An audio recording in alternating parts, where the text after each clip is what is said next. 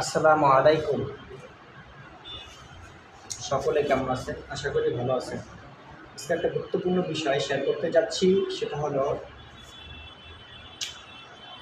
সেটা হলো ইসরায়েল এবং ফিলিস্তিন। ফিলিস্তিন যে নামটা, এই নামটা উচ্চারণ করতে গেলে রক্ত, লাশ, বোমা, তারপরে ছোট শিশুদের আর্তনাদ এবং গাজা অবৈধভাবে দখল, এইটা কি সব কিছু চলে আসে এই ফিলিস্তিন নামটা বলতে গেলে। যাই হোক, ইন্নাদ্দিন ইনদাল্লাহিল ইসলাম, নিশ্চয়ই আল্লাহ তাআলার পক্ষ থেকে মনোনীত ধর্ম ইসলাম। আমি একজন মুসলমানদের জন্য, মুসলমানদের পক্ষে কথা বলবো। ইয়া আইয়ুহাল্লাযীনা আমানু আতিউল্লাহ ওয়া আতিউর রাসূল ওয়া উলিল আমরি মিনকুম, সূরা নিসা আয়াত নাম্বার 59। সূরা নিসা আয়াত নাম্বার 59। আল্লাহ বলছেন, হে ঈমানদারগণ, তোমরা আনুগত্য করো আল্লাহর এবং আনুগত্য করো আল্লাহর রাসূলের, এবং আনুগত্য করো কি তোমাদের মাঝে যারা দায়িত্বশীল আছে তাদের আনুগত্য করো। এখন আপনাদের মাঝে আপনাদের যারা নেতৃত্ব দেয় তারা কি আপনার কি দায়িত্বশীল? যেমন আমি কি আপনাদের কি দায়িত্বশীল? আমি নিজেকে দায়িত্বশীল বলি না, যেহেতু এই কথাটুক যতটুকু সময় বলবো অতটুকু সময় আপনাদের কি দায়িত্বশীল। আমি আতিউল্লাহ আতিউর রাসূল ওয়া উলিল আমরি মিনকুম, তোমরা আনুগত্য করো কি আল্লাহর রাসূলের।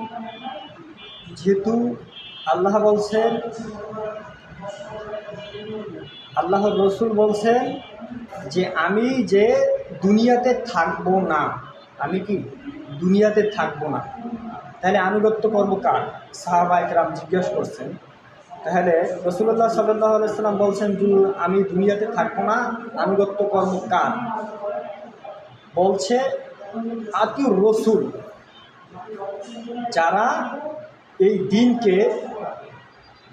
দিনকে কথাটাকে ভালোভাবে ক্লিয়ারলি মাথায় নেবেন। ঠিক আছে? যে কথাটা অনেক গুরুত্বপূর্ণ, যে তোমাদের মাঝে যারা দায়িত্ব, মানে ইসলামের যারা দায়িত্ব নেবে তারা হবে রসুল। আমি রসুলকে তোমরা যদি না পাও, তাদেরকে তোমরা পাইছো, তাহলে মনে করবা কি তুমি রসুলকে পেয়েছো। কাকে পাইছো? রসুলকে পাইছো। আপনারা এটা রাসূলুল্লাহ সাল্লাল্লাহু আলাইহি ওয়াসাল্লাম বলছেন না যে তোমার মা যদি মারা যায়, তাহলে তোমার যদি খালা থাকে, তাহলে তুমি তোমার খালাকে সম্মান করো। তোমার মায়ের যে আদর স্নেহ তোমার খালার থেকে পাবে। তোমার বাবা যদি না থাকে, তাহলে কি তোমার চাচাকে সম্মান করবে। এক্সাম্পল, রাসূলুল্লাহ সাল্লাল্লাহু আলাইহি ওয়াসাল্লাম বলেছেন, আমি মারা গেলে আমার যে দায়িত্বশীল আছে, যারা ইসলামের কথা বলবে, ইন্নাদ্দিন ইনদাল্লাহিল ইসলাম, নিশ্চয়ই আল্লাহ তাআলার পক্ষ থেকে মনোনীত ধর্ম ইসলাম। কথাটা কোনো অনেক হিট হচ্ছে, বুঝবেন না। যাই হোক, যে গাজার যে মুসলমানগুলো প্রতিনিয়ত যে হাজার হাজার গাজার যে মুসলমানগুলো মারা যাচ্ছে, আজকে তাদের পক্ষে কে কে কথা বলছে?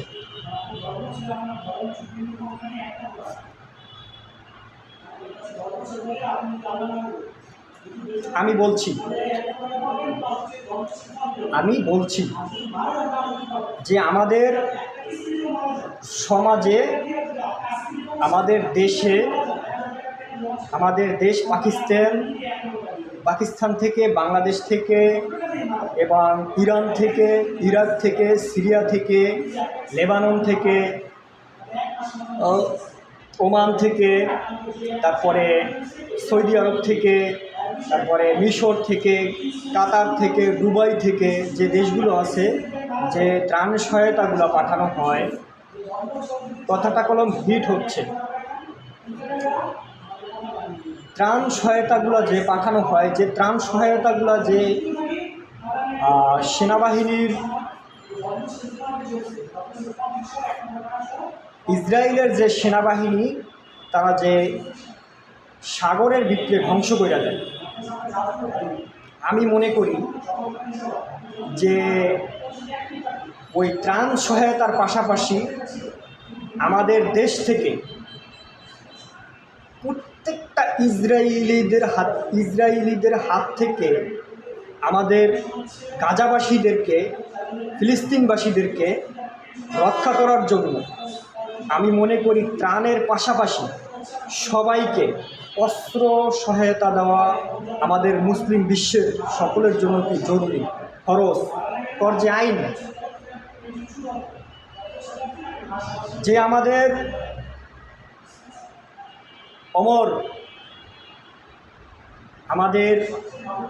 ওমর রাদিয়াল্লাহু তাআলা আনহু ইসলামের তৃতীয় খলিফা ওমর রাদিয়াল্লাহু তাআলা আনহু ইসলামের তৃতীয় খলিফা। প্রথম খলিফা হযরত আবু বকর রাদিয়াল্লাহু তাআলা আনহু, তৃতীয়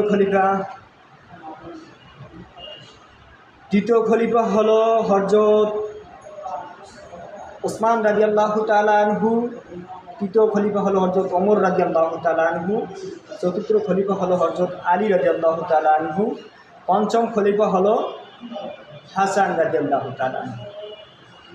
হাসান রাদিয়াল্লাহু তাআলা অল্প কয়েকদিন দেশ শাসন করছে, মাবিয়ার এজিদের জন্য দেশটাকে ভালোভাবে শাসন করতে পারেন। যাই হোক, যে গুরুত্বপূর্ণ কথা বলতেছিলাম, যে গাজাবাসীদেরকে যদি বাঁচাতে চায় মুসলিম বিশ্ব, গাজাবাসীদেরকে যদি বাঁচাতে চায় ত্রাণ সহায়তার পাশাপাশি তাদেরকে অস্ত্র সহায়তা দেওয়া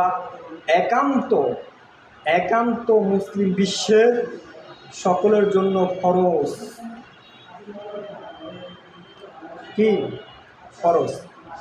এই কথাটা সৌদি আরব, শুধু বাংলাদেশ না, মধ্যপ্রাচ্যের সকল জায়গায় আমার এই কথাটা আমি ছড়িয়ে দেব ইনশাল্লাহ।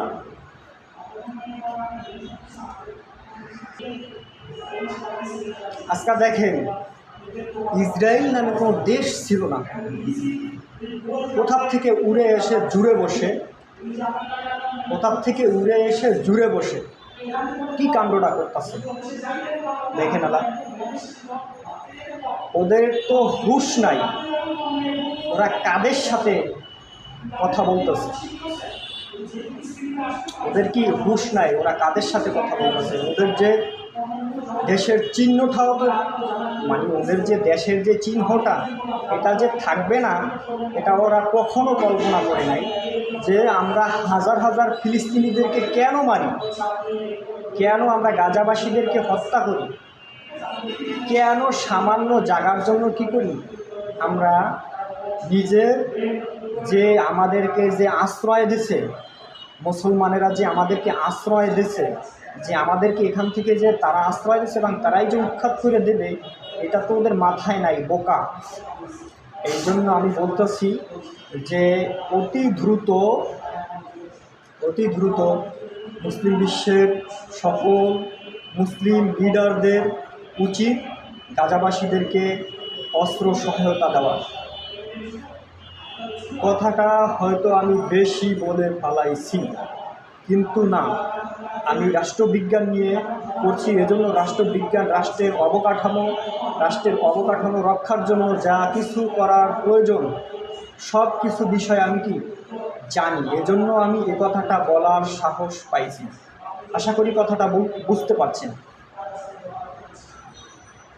আর আমাদের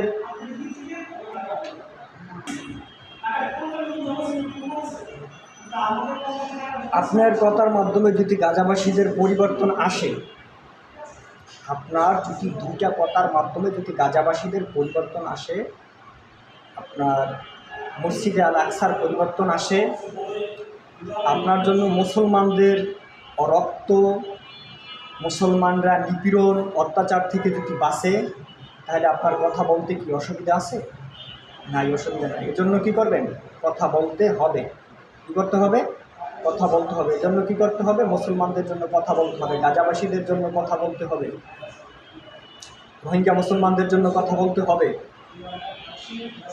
সকল মুসলিম উম্মাহর জন্য কী করতে হবে? কথা বলতে হবে। এটা আমাদের প্রত্যেকটা মুসলমানের কি দায়িত্ব, কর্তব্য। আপনি গানের ভিডিও ছাইয়া রাস্তায় রাস্তায় না হাইটা একটা ইসলামিক ভিডিও বানাইয়া গাজাবাসীদের জন্য কি করেন? পোস্ট করে দেন। আজকে গাজাবাসীরা কি হবে?